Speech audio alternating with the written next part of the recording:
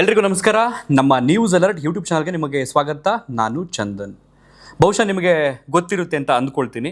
ಚಾಮರಾಜನಗರ ಜಿಲ್ಲೆಯ ಹನೂರು ತಾಲೂಕಿನ ಕಾವೇರಿ ವನ್ಯಜೀವಿ ಅರಣ್ಯಧಾಮ ಪ್ರದೇಶದಲ್ಲಿ ನಿನ್ನೆ ಬೆಳಗಿನ ಜಾವ 5:20 ನಡೆದಂತಹ ಎನ್ಕೌಂಟರ್ ಪ್ರಕರಣಕ್ಕೆ ಸಂಬಂಧಪಟ್ಟ ಮಾಹಿತಿ. ಈ ಒಂದು ಪ್ರಕರಣದಲ್ಲಿ 3 ಜನ ಮೃತಪಡ್ತಾರೆ. ಅವರನ್ನು ಅರಣ್ಯ ಡಿಪಾರ್ಟ್ಮೆಂಟ್ ಹೇಳುವಂಥದ್ದು ಅಂದರೆ ಫಾರೆಸ್ಟ್ ಡಿಪಾರ್ಟ್ಮೆಂಟ್ ಬೇಟೆಗಾರರು ಅಂತ. ಸೊ ನಾವು ಈ ತನಿಖೆ ನಡೀತಾ ಇರೋದ್ರಿಂದ ಈ ಒಂದು ಪ್ರಕರಣಕ್ಕೆ ಸಂಬಂಧಪಟ್ಟಂತೆ ಅವರನ್ನು ಶಂಕಿತ ಬೇಟೆಗಾರರು ಅಂತ ಸಂಬೋಧಿಸಬೇಕಾಗುತ್ತೆ. ಸೊ ಈಗ ಪ್ರೆಸೆಂಟ್ ಇರ್ತಕ್ಕಂಥ ಅಪ್ಡೇಟ್ ನಿಮಗೆ, ಆ ಒಂದು ಜಾಗದಲ್ಲಿ ಅಂದರೆ ಮಲೆಮಹದೇಶ್ವರ ಬೆಟ್ಟಕ್ಕೆ ಹೋಗುವಂಥ ಸರ್ಕಲ್ ನಿಂತು ಅಲ್ಲಿ ಪ್ರತಿಭಟನಾಕಾರರ ಜೊತೆಗೆ ಆ ಊರಿನ ಗ್ರಾಮಸ್ಥರ ಜೊತೆಗೆ ರೈತರು ಕೂಡ ಸೇರಿಕೊಂಡಿದ್ರು. ಸೊ ಅಲ್ಲಿ ಎನ್ಕೌಂಟರ್ ಆದಂಥ 3 ಜನ ರೈತರು ಅವರನ್ನು ಈ ರೀತಿ ಹೀನಾಯವಾಗಿ ಒಂದು ಚೂರು ಕರುಣೆ ಇಲ್ಲದೆ ಪೊಲೀಸರು ಅಂದರೆ ಅರಣ್ಯ ಸಿಬ್ಬಂದಿ ಥರ ಒಡೆದು ಬಿಸಾಕೋರಲ್ಲ ಅನ್ನೋ ಕಾರಣಕ್ಕೆ ಆಕ್ರೋಶ ಪ್ರತಿಭಟನೆಯಾಗಿ ತಿರುಗಿ ಅದು ದೊಡ್ಡವರೆಲ್ಲ ಬಂದು ಅಲ್ಲಿ ಸಮಾಧಾನ ಪಡಿಸುವಂಥ ಪರಿಸ್ಥಿತಿಗೆ ಬಂದು ನಿಂತಿತ್ತು. ಸದ್ಯ ಪರಿಸ್ಥಿತಿ ಸ್ವಲ್ಪ ತಿಳಿಯಾಗಿದೆ ತಾತ್ಕಾಲಿಕವಾಗಿ. ಸೊ ಒಂದಷ್ಟು ಘೋಷಣೆಗಳು ಅವ್ರಿಗೆ ಈ ರೀತಿ ಪರಿಹಾರ ಕೊಡಿಸ್ಕೊಡ್ತೀವಿ, ಈ ರೀತಿ ತನಿಖೆಯನ್ನು ಮಾಡ್ತೀವಿ, ಅದಾದ ನಂತರ ನಿಮಗೆ ನ್ಯಾಯ ಕೊಡಿಸ್ತೀವಿ ಅನ್ನೋಂಥ ಒಂದು ಭರವಸೆಗಳನ್ನು ಕೊಟ್ಟಿರೋದ್ರಿಂದ ಎಲ್ಲ ಈಗ ಪ್ರತಿಭಟನೆಯನ್ನು ಕೈಬಿಟ್ಟು ಈಗ ವಾಪಸ್ ಆಗಿದ್ದಾರೆ. ಅದರಲ್ಲಿ ಓರ್ವ ತಪ್ಪಿಸ್ಕೊಂಡು ಓಡೋಗಿದ್ದವನು ಅಂದರೆ ಈ 4 ಶಂಕಿತ ಬೇಟೆಗಾರರು ಅಥವಾ ಅಲ್ಲಿನ ಸ್ಥಳೀಯ ಗ್ರಾಮಸ್ಥರು ಯಾರೀಗ ಹತ್ಯೆ ಅದರಲ್ಲ 3 ಜನ, ಅದರಲ್ಲಿ 4 ಜನ ಹೋಗಿರ್ತಾರೆ. ಅದರಲ್ಲಿ ಓರ್ವ ತಪ್ಪಿಸ್ಕೊಂಡು ಓಡೋಗಿರ್ತಾನೆ. ಅವನ ಹೆಸರು ಬಂದು ಮಹಿಮಾ ದಾಸ್. ಅವನು ಕೊಟ್ಟಿರ್ತಕ್ಕಂಥ ಸ್ಟೇಟ್ಮೆಂಟ್ ಕೂಡ ಈಗ ಮುಖ್ಯ ಆಗ್ತಾ ಇದೆ. ಹಾಗಾದರೆ ಏನೇನೆಲ್ಲ ಆಗಿದೆ ಈ ಒಂದು ಕೇಸ್ನಲ್ಲಿ ನಿನ್ನೆಯಿಂದ ಇಲ್ಲಿಯ ತನಕ ಎಲ್ಲ ಅಪ್ಡೇಟನ್ನು ಈ ಒಂದು ವಿಡಿಯೋದಲ್ಲಿ ನಾವು ಸಂಕ್ಷಿಪ್ತವಾಗಿ ನೋಡೋಣ. ಅದಕ್ಕೂ ಮೊದಲು ಯಾರಾದರೂ ಹೊಸಬ್ರು ನಮ್ಮ ಚಾನಲ್ಗೆ ಮೊದಲ ಬಾರಿಗೆ ಭೇಟಿ ಕೊಟ್ಟು ಈ ಒಂದು ವಿಡಿಯೋವನ್ನು ನೋಡೋದಕ್ಕೆ ಬಂದಿದ್ದರೆ ಸಬ್ಸ್ಕ್ರೈಬ್ ಮಾಡ್ಕೊಳ್ಳಿ, ಪಕ್ಕದಲ್ಲಿರ್ತಕ್ಕಂಥ ಬೆಲ್ ಐಕನ್ ಅನ್ನು ಕ್ಲಿಕ್ ಮಾಡಿ. ಆಲ್ರೆಡಿ ಈ ಒಂದು ಪ್ರಕರಣಕ್ಕೆ ಸಂಬಂಧಪಟ್ಟಂತೆ ನಮ್ಮ ಹಿಂದಿನ ವಿಡಿಯೋದಲ್ಲಿ ಸಂಪೂರ್ಣವಾಗಿ ವಿವರವಾಗಿ ತಿಳಿಸಿದ್ದೀವಿ. ಇದು ಅದಾದ ನಂತರ ಏನೇನೆಲ್ಲ ಬೆಳವಣಿಗೆ ಆಯಿತು ಅದಕ್ಕೆ ಸಂಬಂಧಪಟ್ಟ ಮಾಹಿತಿಯ ವಿಡಿಯೋ ಆಗಿರುತ್ತೆ. ಸೊ ಎನ್ಕೌಂಟರ್ ಪ್ರಕರಣ ಆಗುತ್ತೆ. ಫಾರೆಸ್ಟ್ ಆಫೀಸರ್ಸ್ ಅವ್ರನ್ನ ಮೈಸೂರಿನ KR ಆಸ್ಪತ್ರೆಗೆ ತಗೊಂಡೋಗಿ ಹಾಕ್ತಾರೆ. ಅಲ್ಲಿ ಮರಣೋತ್ತರ ಪರೀಕ್ಷೆ ನಡೆಯೋದಕ್ಕೆ ಅಥವಾ ಮಾಡೋದಕ್ಕೆ ಫ್ಯಾಮಿಲಿಯವರು ಗ್ರಾಮಸ್ಥರು ಬಿಡೋದಿಲ್ಲ. ಕಾರಣ ಏನು ಅಂದರೆ ನಮಗೆ ನ್ಯಾಯ ಸಿಗೋವರೆಗೂ ಕೂಡ ನೀವು ಅವ್ರ ಬಾಡಿ ಮುಟ್ಟಂಗಿಲ್ಲ ಅಂತ ಧರಣಿ ಕೂತಿರ್ತಾರೆ. ಸೊ ಅವ್ರ ಜೊತೆಗೆ ಅಕ್ಕಪಕ್ಕದ ಗ್ರಾಮಸ್ಥರು ಸೇರ್ಕೊಳ್ತಾರೆ. ಚಾಮರಾಜನಗರ ಜಿಲ್ಲೆ ಒಂದಷ್ಟು ರೈತರು ಸೇರ್ಕೊಳ್ತಾರೆ. ಹೊರಗಡೆಯಿಂದ ಬಂದಂಥ ಎಷ್ಟೋ ರೈತರುಗಳು ಸೇರ್ಕೊಳ್ತಾರೆ. ಪರಿಸ್ಥಿತಿ ಉದ್ವಿಗ್ನ ಆಗುತ್ತೆ ನಿನ್ನೆ ಸಂಜೆ ತನಕವೂ ಕೂಡ. ಈ ಕಡೆ CM ಹೇಳ್ತಾರೆ ಮ್ಯಾಜಿಸ್ಟ್ರೇಟ್ ನೇತೃತ್ವದಲ್ಲಿ ಇದಕ್ಕೆ ಸಂಬಂಧಪಟ್ಟಾಗೆ ಒಂದು ತನಿಖೆಯನ್ನು ಆರಂಭ ಮಾಡಿಸ್ತೀವಿ ಸದ್ಯದಲ್ಲೇ ಅಂತ ಅವ್ರು ಹೇಳ್ತಾರೆ. ಈ ಕಡೆ ಅಲ್ಲಿನ ಸಂಬಂಧಪಟ್ಟ IG ಹೇಳ್ತಾರೆ ಇದಕ್ಕೆ ಸಂಬಂಧಪಟ್ಟಾಗೆ ಕಂಪ್ಲೇಂಟ್ ಕೊಟ್ಟಿರೋದ್ರಿಂದ ಅಂದರೆ ಮೃತರ ಸಂಬಂಧಿಕರು ಅವ್ರ ಹೆಸರು ಬಂದು ಮೇರಿ ಅನ್ನೋರು ಕಂಪ್ಲೇಂಟ್ ಕೊಟ್ಟಿರೋದ್ರಿಂದ ಅದಕ್ಕೆ ಸಂಬಂಧಪಟ್ಟಾಗೆ ತನಿಖೆ ನಡೆಯುತ್ತೆ ಅಂತ ಅವರು ಕೂಡ ಹೇಳ್ತಾರೆ. ಈ ಕಡೆ ಫಾರೆಸ್ಟ್ ಸಿಬ್ಬಂದಿ ಅವ್ರೇನು ಮಾಡಿದ್ದಾರೆ, ಅವರೊಂದು FIR ಹಾಕಿದ್ದಾರೆ ಈ ಕೇಸಿಗೆ ಸಂಬಂಧಪಟ್ಟಾಗೆ. ಈ ಕಡೆ ಕೌಂಟರ್ FIR 2 ಆಗಿದೆ. ಸೊ ಈ ಒಂದು ಪ್ರಕರಣದಲ್ಲಿ 2 FIR ಆಗಿದೆ. ಒಂದು ಮೃತರು ಯಾರಿಗೆ ಬೇಟೆಗಾರರು ಹೋಗಿದ್ದಾರೆ ಅದಕ್ಕೆ ಸಂಬಂಧಪಟ್ಟಾಗೆ ಇವ್ರು FIR ಹಾಕೊಂಡಿದ್ದಾರೆ ಫಾರೆಸ್ಟ್ ಸಿಬ್ಬಂದಿ. ಈ ಕಡೆ ಮೃತರ ಕುಟುಂಬಸ್ಥರು ಕೊಟ್ಟಿರ್ತಕ್ಕಂಥ ಮತ್ತೊಂದು FIR ಆಗಿದೆ.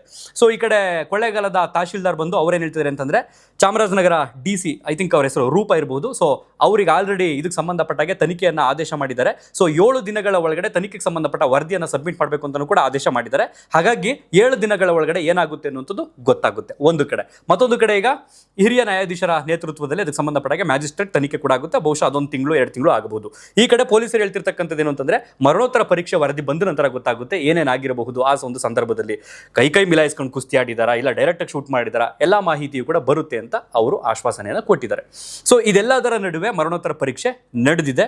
ಮೃತರ ಪಾರ್ಥಿವ ಶರೀರವನ್ನ ಅವರೂರಿಗೆ ತರುವಂತ ಎಲ್ಲ ಪ್ರಯತ್ನಗಳು ನಡೆದಿದೆ. ಸೊ ಅಂದ್ರೆ ಈಗ ಅವರು ಬಿಡ್ತಿರ್ಲಿಲ್ಲ ಫ್ಯಾಮಿಲಿಯವರು ಹಾಗೆ ಗ್ರಾಮಸ್ಥರು, ಇಲ್ಲ ನಾವು ಯಾವ ಕಾರಣಕ್ಕೂ ಬಾಡಿ ಮುಟ್ಟೋದಕ್ಕೆ ಬಿಡಲ್ಲ ಅಂತ. ಸೊ ಅವ್ರನ್ನ ಕನ್ವಿನ್ಸ್ ಮಾಡಿದ್ದಾರೆ. ಹನೂರು ಶಾಸಕ ಮಂಜುನಾಥ್ ಅವರು ನಾನು 10 ಲಕ್ಷ ಕೊಡ್ತೀನಿ, ಜೊತೆಗೆ ತಾತ್ಕಾಲಿಕವಾಗಿ ಗೌರ್ಮೆಂಟ್ ಕೂಡ ಇದಕ್ಕೆ ಸಂಬಂಧಪಟ್ಟಾಗ 5 ಲಕ್ಷ ಪರಿಹಾರ ಘೋಷಣೆಯನ್ನು ಮಾಡಿದೆ. ಒಟ್ಟು 15 ಲಕ್ಷ ಈ ಒಂದು ಪ್ರಕರಣಕ್ಕೆ ಸಂಬಂಧಪಟ್ಟಂಗೆ ಸಿಕ್ಕಿದೆ. ಸೊ ಹಾಗಾಗಿ ತಾತ್ಕಾಲಿಕವಾಗಿ ಈ ಒಂದು ಪ್ರತಿಭಟನಾ ನಿರತರು ಕೈ ಬಿಟ್ಟಿದ್ದಾರೆ. ಸೊ ಇದು ಪ್ರೆಸೆಂಟ್ ಅಪ್ಡೇಟ್. ಸೊ ಅದೇನಾಯಿತು ಅಂತಂದ್ರೆ ಅದ್ರ ಪರಿಣಾಮ ಪಾಪ ಮಲೆಮಹದೇಶ್ವರ ಬೆಟ್ಟಕ್ಕೆ ಹೋಗಬೇಕು ಅಂತ ಎಷ್ಟೋ ಜನ ನಿಂತ್ಕೊಂಡಿದ್ರು. ಅಂಡ್ ಇನ್ನೊಂದು ವಿಡಿಯೋ ಮಲೆಮಹದೇಶ್ವರ ಬೆಟ್ಟದಲ್ಲಿ ಏನು ವೈರಲ್ ಆಗಿತ್ತು, ಯಾರೋ ಒಬ್ಬ ವ್ಯಕ್ತಿ ಏನು ಮೈಕೈಯೆಲ್ಲ ರಕ್ತಸಿಕ್ತವಾಗಿ ಅದೇನು ಅಂತ ಸರಿಯಾಗಿ ಕ್ಲಾರಿಟಿ ಸಿಗಲಿಲ್ಲ. ಅದೇನೋ ಹೋಮ್ ಗಾರ್ಡ್ ಸಿಬ್ಬಂದಿ ಏನೋ ಅಂದ ಅನ್ನೋ ಕಾರಣಕ್ಕೆ ಹೊಡೆದಾಕ್ಬಿಟ್ಟಿದ್ದಾರೆ ಅನ್ನೋದು ಸಾಧ್ಯವಾದರೆ ಅದನ್ನು ನಾಳೆ ವಿಡಿಯೋದಲ್ಲಿ ಸಂಪೂರ್ಣವಾಗಿ ತಿಳಿಸ್ಕೊಡೋದಕ್ಕೆ ಪ್ರಯತ್ನ ಪಡ್ತೀನಿ.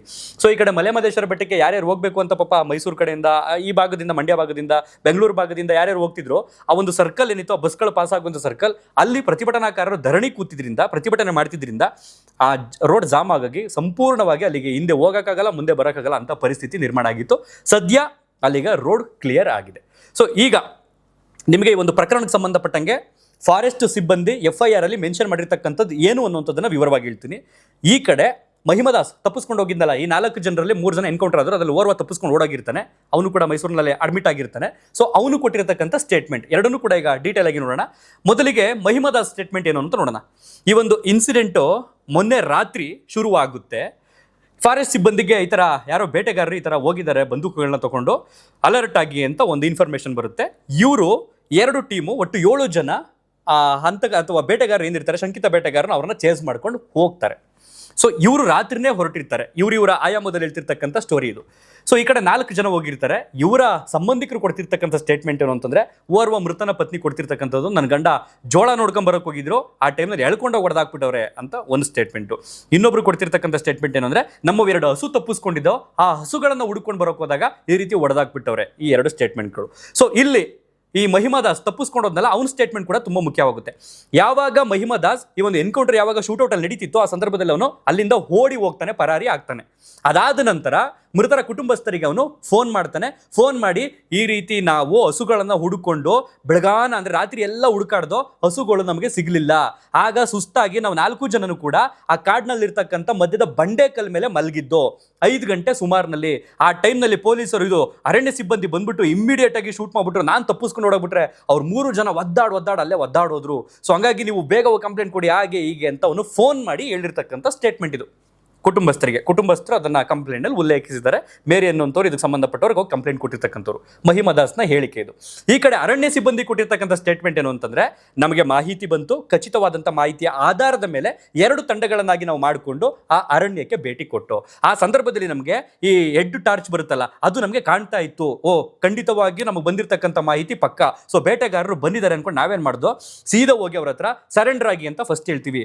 ಇವರು ಆ ಬಂಡೆ ಕಲ್ಲುಗಳ ಮೇಲೆ ಆ ಕಡೆ ಈ ಕಡೆ ಔತ್ಕೊಂಡ್ರು, ಬಚ್ಚಿಟ್ಕೊಂಡ್ರು. ಆ ಸಂದರ್ಭದಲ್ಲಿ ನಾವು ಸರೆಂಡರ್ ಆಗಿ ಅಂತ ಹೇಳಿದ್ರು ಕೂಡ ಅವ್ರು ಕೇಳದೆ ಅವ್ರ ಹತ್ರ ಇದ್ದಂಥ ನಾಡ ಬಂದೂಕಿನಿಂದ ನಮ್ಮ ಮೇಲೆ ಫೈರಿಂಗ್ ಮಾಡೋದಕ್ಕೆ ಶುರು ಮಾಡಿದ್ರು. ಆ ಸಂದರ್ಭದಲ್ಲಿ ನಾವು ಆತ್ಮರಕ್ಷಣೆಯ ದೃಷ್ಟಿಯಿಂದ ನಮ್ಮನ್ನು ನಾವು ಕಾಪಾಡ್ಕೊಳ್ಳೋ ಸಲುವಾಗಿ ನಮ್ಮ ಹತ್ರ ಇದ್ದಂಥ ಬಂದೂಕುಗಳಿಂದ ನಾವು ಫೈರ್ ಮಾಡಿದೋ.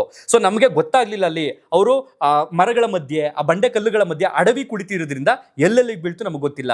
ಬಟ್ ಅವ್ರು ಶೂಟ್ ಮಾಡಿದ್ರಿಂದ ನಮಗೆಲ್ಲಿ ಬಿದ್ಬಿಡ್ತು ಅನ್ನೋ ಕಾರಣಕ್ಕೆ ನಾವು ಕೂಡ ಶೂಟ್ ಮಾಡ್ದೋ. ಆ ಸಂದರ್ಭದಲ್ಲಿ ನಮ್ಗೇನಾಯ್ತು, ಯಾರೋ ನರಳಾಡ್ತಾ ಇರೋದು, ಅದ್ರಲ್ಲಿ ಓರ್ವ ತಪ್ಪಿಸ್ಕೊಂಡು ಓಡಾಗ್ತಿದ್ದು ನಮ್ಗೆ ಗಮನಕ್ಕೆ ಬೀಳ್ತು. ನಾವು ತಪ್ಪಿಸ್ಕೊಂಡು ಓಡಾಗ್ತಿದ್ದವನ್ನ ಬಿಟ್ಬಿಟ್ಟು ಇಲ್ಲಿ ನರಳಾಡ್ತಿದಾರಲ್ಲ ಅವ್ರ ಹತ್ರ ಓಡ್ ಬಂದು ಅದ್ರಲ್ಲಿ ಇಬ್ರು ಆಲ್ರೆಡಿ ಪ್ರಾಣ ಹೊಂಟೋಗಿತ್ತು. ಒಬ್ಬ ಮಾತ್ರ ಒದ್ದಾಡ್ತಾ ಇದ್ದ. ಅವನ್ನ ಏನ್ ಮಾಡ್ದೋ, ತಕ್ಷಣ ಅವ್ರಿಬ್ರು ಜೊತೆಗೂ ಕೂಡ ಕೊಳ್ಳೇಗಾಲ ಸ್ಥಳೀಯ ಆಸ್ಪತ್ರೆ ಏನಿದೆ ಅಲ್ಲಿ ಕರ್ಕೊಂಡೋದು. ಅಲ್ಲಿ ಡಾಕ್ಟರ್ ಹೇಳಿದ್ರು 3 ಜನನು ಕೂಡ ಬದುಕಿಲ್ಲ ಅಂತ. ಅದಾದ ನಂತರ ನಾವು ಈ ಮೃತದೇಹಗಳನ್ನ ಮೈಸೂರಿಗೆ ಶಿಫ್ಟ್ ಮಾಡಿದ KR ಆಸ್ಪತ್ರೆಗೆ ಅಂತ ಅರಣ್ಯ ಸಿಬ್ಬಂದಿ ಕೊಡ್ತಿರ್ತಕ್ಕಂಥ ಸ್ಟೇಟ್ಮೆಂಟ್. ಸೊ ಇನ್ನು ಸಚಿವರಾಗಿರ್ಬೋದು, ಅದಕ್ಕೆ ಸಂಬಂಧಪಟ್ಟ ಜನಪ್ರತಿನಿಧಿಗಳಾಗಿರ್ಬೋದು, ಅವರೆಲ್ಲರೂ ಕೂಡ ಆಕ್ರೋಶವನ್ನು ವ್ಯಕ್ತಪಡಿಸ್ತಾ ಇದ್ದಾರೆ ಅರಣ್ಯ ಸಿಬ್ಬಂದಿಯ ವಿರುದ್ಧವೇ. ಕಾರಣ ಏನು ಅಂತಂದ್ರೆ, ರೂಲ್ಸ್ ಇರುವಂಥದ್ದು ಮಂಡಿ ಕೆಳಗಡೆ ಹೊಡಿಬೇಕು ಅಂತ. ನೀವು ಹೆಂಗ್ ಹೊಡೆದ್ಬಿಟ್ರಿ ಅಂತ ಇವರು ಪ್ರಶ್ನೆ ಮಾಡ್ತಿರ್ತಕ್ಕಂಥದ್ದು. ಆ ಪ್ರಶ್ನೆಯಲ್ಲಿ ಯಾವುದೇ ಲೋಪವಿಲ್ಲ, ಯಾವುದೇ ತಪ್ಪು ಇಲ್ಲ. ಆದರೆ ಇವರು ಕೊಡ್ತಿರ್ತಕ್ಕಂಥ ಉತ್ತರದಲ್ಲೂ ಕೂಡ ಯಾವುದೇ ಲೋಪವಿಲ್ಲ, ಯಾವುದೇ ತಪ್ಪು ಇಲ್ಲ. ಆದರೆ ಅದು ಅಸಲಿಗೆ ನಡೆದಿದ್ರೆ ಮಾತ್ರ. ಇವ್ರು ಹೇಳ್ತಿರ್ತಕ್ಕಂಥದ್ದು ಆ ಬಂಡೆ ಕಲ್ಗಳ ಮಧ್ಯೆ, ಆ ಮರಗಳ ಮಧ್ಯೆ ಶೂಟ್ ಮಾಡ್ತಾ ಕೂತಿದ್ರೆ ಅವಾಗ ನಾವೇನ್ ಮಾಡೋಕ್ಕಾಗುತ್ತೆ? ನಾವು ಗನ್ ಬಿಟ್ಬಿಟ್ಟು ಹಿಂಗೆ ಸರೆಂಡರ್ ಹಾಕಾಗುತ್ತೆ ನಾವು ಆಫೀಸರ್ಸು? ಇಲ್ಲ, ನಾವು ಶೂಟ್ ಮಾಡ್ಬಿಟ್ಟು. ಇವ್ರು ಕೊಡ್ತಿರ್ತಕ್ಕಂಥ ಸ್ಟೇಟ್ಮೆಂಟ್. ಈಗ ಅಸಲಿಗೆ ಈ ಮ್ಯಾಜಿಸ್ಟ್ರೇಟ್ ತನಿಖೆ ಶುರುವಾದ ನಂತರ ಸತ್ಯಾಸತ್ಯತೆ ಗೊತ್ತಾಗುತ್ತೆ. ಇದೇ ಫಾರೆಸ್ಟ್ ಸಿಬ್ಬಂದಿ ಕೊಟ್ಟಿರ್ತಕ್ಕಂಥ ಆ FIR ಅಲ್ಲಿ, ಆ ಕಂಪ್ಲೇಂಟ್ ಅಲ್ಲಿ ಮತ್ತಷ್ಟು ಅಂಶಗಳು ಬಹಿರಂಗವಾಗಿವೆ. ನಾವು ಆ ಸಂದರ್ಭದಲ್ಲಿ ಹೋದಾಗ 3 ಜನ ಒದ್ದಾಡ್ತಿದ್ರು, ಅದರಲ್ಲಿ ಒಬ್ಬ ತಪ್ಪಿಸ್ಕೊಂಡು ಓಡೋಗ್ಬಿಟ್ಟ, ಅದರಲ್ಲಿ 2 ಪ್ರಾಣ ಹೋಗಿತ್ತು, ಒಬ್ಬ ಮಾತ್ರ ಒದ್ದಾಡ್ತಿದ್ದ, ಅವನ ಆಸ್ಪತ್ರೆಗೆ ಸೇರಿಸೋಸಲ್ಲಿ ಪ್ರಾಣ ಹೊರಟೋಯಿತು ಅಂತ ಕೊಟ್ಟಿರ್ತಕ್ಕಂಥ ಸ್ಟೇಟ್ಮೆಂಟ್. ಜೊತೆಗೆ ಅವರ ಜೊತೆ ಇನ್ನೇನಿತ್ತು ಅಂತ 2 ನಾಡ ಬಂದೂಕು. ಸಚಿವ ರಾಮಲಿಂಗಾರೆಡ್ಡಿ ಹೇಳ್ತಿದ್ರು, ಅರಣ್ಯ ಖಾತೆಗೆ ಸಂಬಂಧಪಟ್ಟವರು, 4 ಬ್ಯಾಗ್ ಜಿಂಕೆ ಮಾಂಸ ಅಂತ. ಸೊ ನಮ್ಮ ಜನಪ್ರತಿನಿಧಿಗಳಿಗೆ ಮಾಹಿತಿ ನಿಮ್ಗೆ ಏನಾದರೂ ಗೊತ್ತಾಗ್ಲಿಲ್ಲ ಅಂತಾರೆ, ತಕ್ಷಣ ಸ್ಥಳಕ್ಕೆ ಹೋಗುವಂತಹ ಜವಾಬ್ದಾರಿ ನಿಮ್ದಾಗಿರುತ್ತೆ. ಬಟ್ ನೀವು ಎಲ್ಲೋ ಕುತ್ಕೊಂಡು ಒಂದೊಂದು ಸ್ಟೇಟ್ಮೆಂಟ್ ಕೊಡುವಂಥದ್ದು. DK ಶಿವಕುಮಾರ್ ಅವ್ರು ಹೇಳ್ತಾರೆ ಬಂಧಿಸಿದೀವಿ ಎಲ್ಲರೂ ಅಂತ ಹೇಳ್ತಾರೆ. ಯಾರನ್ನು ಬಂಧಿಸಿದಿರಿ ಸ್ವಾಮಿ? 3 ಜನ ಅಲ್ಲೇ ಹೊರಟೋಗ್ಬಿಟ್ಟವ್ರೆ. ಡಮಾರ್ ಒಬ್ಬ ತಪ್ಸ್ಕೊಂಡು ಹೋಗೋಣ, ಯಾರನ್ನು ಬಂಧಿಸಿದಿರಿ? 2 ಬಂದೂಕು ಮತ್ತೆ ಜಿಂಕೆ ಮಾಂಸನ. ಸೊ ಇವ್ರು ಕೊಡ್ತಾರೆ ಸ್ಟೇಟ್ಮೆಂಟ್, 4 ಬ್ಯಾಗ್ ಜಿಂಕೆ ಮಾಂಸನ ವಶಪಡಿಸ್ಕೊಂಡವ್ರೆ ಅಂತ. ಸೊ ಅರಣ್ಯ ಸಿಬ್ಬಂದಿ ಹೇಳ್ತಿರ್ತಕ್ಕಂಥದ್ದು ಏನು ಅಂತಂದ್ರೆ, 2 ಬ್ಯಾಗ್ ಜಿಂಕೆ ಮಾಂಸ, 2 ನಾಡ ಬಂದೂಕು, ಜೊತೆಗೆ ಈ ಮದ್ದಿನ ಪುಡಿ ಅಂತ ಹೇಳ್ತೀವಲ್ಲ, ಅಂದ್ರೆ ಅದಕ್ಕೆ ಸಂಬಂಧಪಟ್ಟ ಪುಡಿ, ಆ ಪುಡಿ ಮತ್ತೆ ಇದಕ್ಕೆ ಅಡುಗೆ ಮಾಡೋದಕ್ಕೆ ಬೇಕಾದಂಥ ಪಾತ್ರೆ, ಲೋಟಗಳು ಇವು ಸಿಕ್ಕಿವೆ, ಅವನ್ನು ಕೂಡ ವಶಪಡಿಸ್ಕೊಂಡಿದ್ದೀವಿ ಅಂತ ಇವ್ರು ಕೊಡ್ತಿರ್ತಕ್ಕಂಥ ಸ್ಟೇಟ್ಮೆಂಟ್.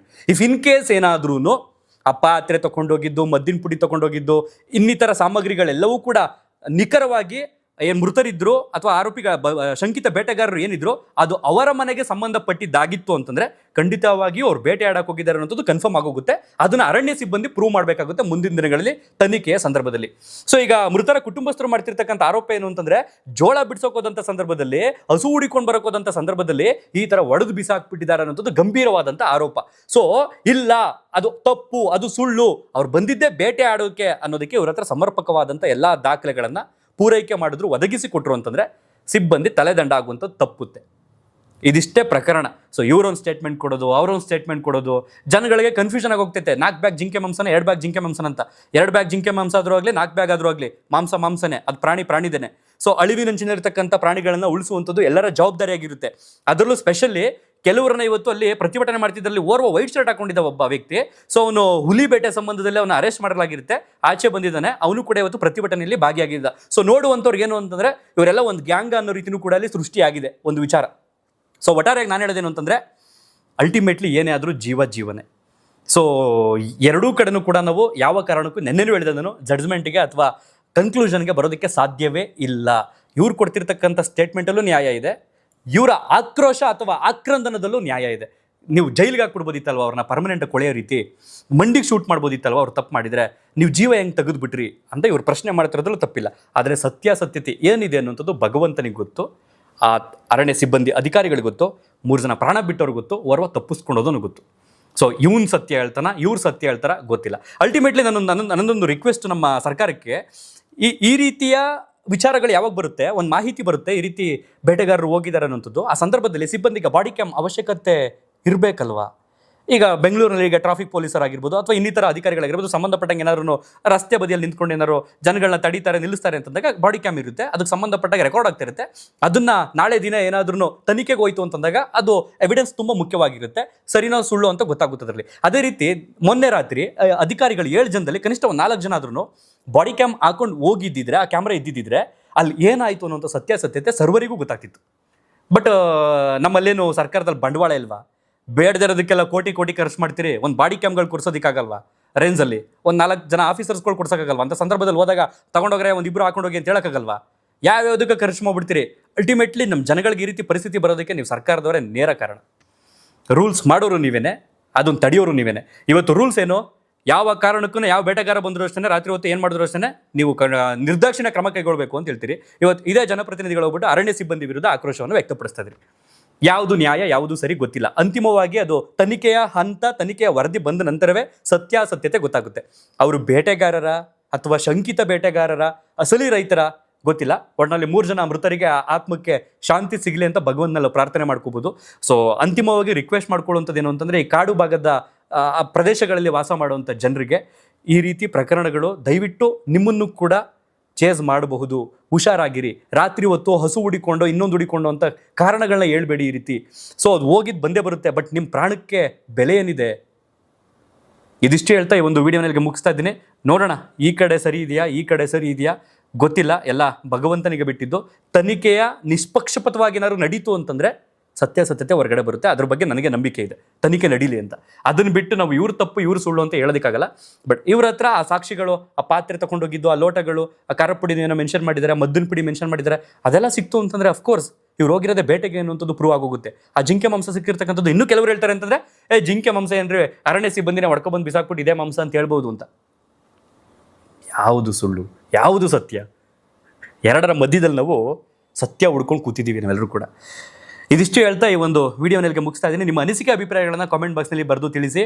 ಇನ್ನು ಕುಟುಂಬಸ್ಥರು ಹಾಗೆಯೇ ಸ್ಥಳೀಯರ ಆಕ್ರೋಶ ಏನಿತ್ತು ಅಂತಂದರೆ ತಲಾ 2 ಕೋಟಿ ಪರಿಹಾರ ಕೊಡಬೇಕು ಅವ್ರಿಗೆ, ಇಲ್ಲ ಗೌರ್ಮೆಂಟ್ ಕೆಲಸ ಕೊಡಿಸ್ಬೇಕು ಅವ್ರಗಳಿಗೆ, ಮೃತರ ಕುಟುಂಬಸ್ಥರಿಗೆ ಅಂತ.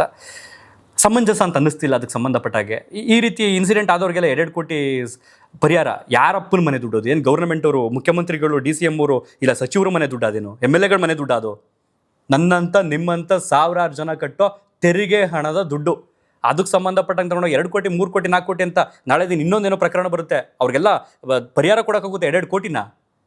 ಫಸ್ಟ್ ತನಿಖೆ ನಡೀಲಿ. ಅದಕ್ಕೆ ಸಂಬಂಧಪಟ್ಟಂಗೆ ಅರಣ್ಯ ಅಧಿಕಾರಿಗಳದ್ದೇ ತಪ್ಪು, ಅವ್ರ ಅಮಾಯಕರು, ಅವ್ರನ್ನ ಮಾಡಿದ್ದಾರೆ ಅಂತಂದರೆ ಅವ್ರದ್ದೇನು ಬರುತ್ತಲ್ಲ ಗಿನ್ಷನ್ ದುಡ್ಡು, ಸಸ್ಪೆಂಡ್ ಮಾಡಿದ್ಮೇಲೆ ಬರ್ತದಲ್ಲ ದುಡ್ಡು, ಸಂಪೂರ್ಣವಾಗಿ ಅವ್ರ ಜೀವನ ಪೂರ್ತಿ ದುಡ್ದಿರೋದೆಲ್ಲ ಅವ್ರು ಕೊಡಿಸಿ, ಅವ್ರ ಕೈಯಿಂದ ಮಾಡಿಸಿ. ಇಲ್ಲ ಅದು ಸತ್ಯವಾಗಿದೆ ಅಂತಂದರೆ ಜನಗಳ ದುಡ್ಡು ಯಾಕೆ ಕೊಡ್ತೀರಿ? ಗಂಭೀರವಾದಂಥ ಪ್ರಕರಣ ಗಂಭೀರವಾಗಿ ಪರಿಗಣಿಸಿ. ಅವ್ರು ಕೇಳ್ತಾರೆ ಅನ್ನೋ ಕಾರಣಕ್ಕೆ ನಾವು ಪರಿಹಾರ ಘೋಷಣೆ ಮಾಡ್ತೀವಿ, ಅದು ಮಾಡ್ತೀವಿ, ಇದು ಮಾಡ್ತೀವಿ. ಎಲ್ಲ ಸತ್ಯಾಸತ್ಯತೆ ತನಿಖೆ ನಡೀಲಿ. ಅದಕ್ಕೆ ಸಂಬಂಧಪಟ್ಟಂಗೆ ಹೌದು ಅಂತ ಅನ್ಸರ್ ಅದನ್ನು ಮಾಡಿ. ಅದಕ್ಕೆ ಸಂಬಂಧಪಟ್ಟಂಗೆ ಸರ್ಕಾರದ ಬೊಕ್ಸ್ದಲ್ಲೇ ಕೈ ಹಾಕ್ತೀರಿ, ಹಾಕ್ಸಿ ತಪ್ಪು ಮಾಡಿದವ್ರ ವಿರುದ್ಧ.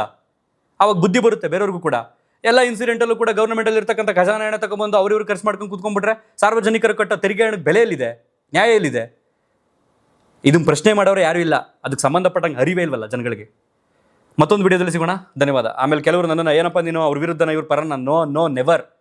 ವಾಸ್ತವ್ಯ ಏನಿದೆ ಅದನ್ನು ಮಾತಾಡೋಣ, ಸತ್ಯ ಏನಿದೆ ಅದನ್ನು ಮಾತಾಡೋಣ. ತಪ್ಪಾಗಲಿ ಸರಿಯಾಗಿದ್ರೆ ಸರಿಯಾಗಲಿ. ಇದಿಷ್ಟು ಹೇಳ್ತಾ ಮತ್ತೊಂದು ವಿಡಿಯೋದಲ್ಲಿ ಸಿಗ್ತೀನಿ. ಧನ್ಯವಾದ.